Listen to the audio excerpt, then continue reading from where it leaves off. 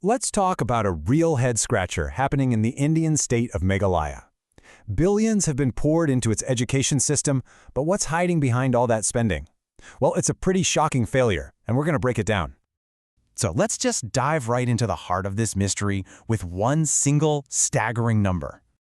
124. What's so special about 124? Well, in 2024, that's how many schools in Meghalaya had something pretty awful in common. Yup, in all 124 of those schools, not a single student passed their board exams. And get this, for 36 of them, this was the third year in a row with a 0% pass rate. I mean, just think about that. 3 years and not one student made it through. So that's the big question, right? With all this money being thrown at the problem, how is this even possible? That's what we're going to dig into. And our guide for this is a critical look at the state's very own official 2025 Education Commission report. To really get our heads around this, we first have to look at the official story. You know, the government side of things. Where did all that money go? This leads us straight into what some critics are calling the input accounting trap. Okay, so this official report, it's a beast. We're talking over 2,000 pages long.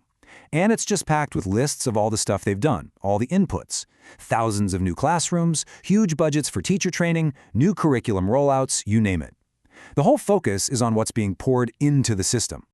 And that right there brings us to the absolute core of the problem. It's something that you see in education policy all over India, really. A complete and total disconnect between all those impressive-sounding inputs and the actual outputs, what students are actually learning. And here's where it gets really stark. Look at this. Despite all that investment, the results are, well, they're a disaster. Only 15.6% of third graders can read at a basic second grade level. Billions spent for that. That is the disconnect, right there in black and white. All right, so if pouring money and resources into the system isn't working, what's actually going on? Or, maybe more importantly, what's not going on inside the classroom? This is the stuff the official report seems to just completely miss. Okay, so in a perfect world, right? The plan is for students to get 100% of their learning time. That's the official story. But, as you can probably guess, reality is a little different. For starters, research shows that on any given day, about a quarter of all teachers are just absent. So boom, right off the bat, you've lost 25% of your instructional time. We're down to 75% before a single class has even started. But hold on, it gets so much worse.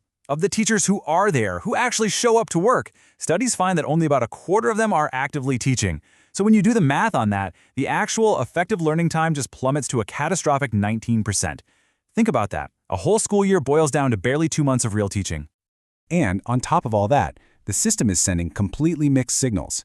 It's training teachers to use these modern, interactive, student-focused methods, but then it turns around and forces them to teach to an exam that's all about high-stakes, rote memorization. So teachers are basically trapped, caught between two totally contradictory demands. So, if the real problems are teachers not showing up and a totally broken classroom dynamic, what are the big, game-changing solutions proposed in that massive 2,000-page report? Well, the report spends a lot of time on administrative fixes. The big one is school consolidation, basically merging smaller schools into bigger ones. But critics are just shaking their heads, saying this completely, utterly misses the point. Shuffling schools around is just rearranging the deck chairs, right?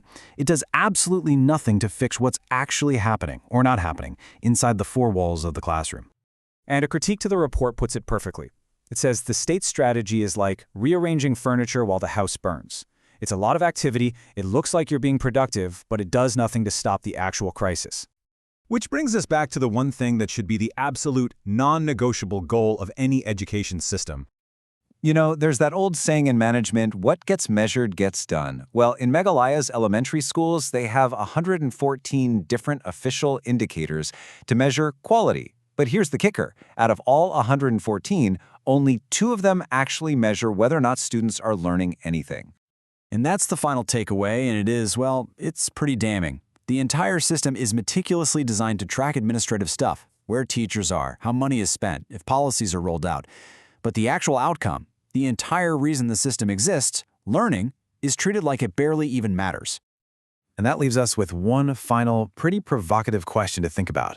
If a system measures everything except for learning, can we really even call it an education system at all?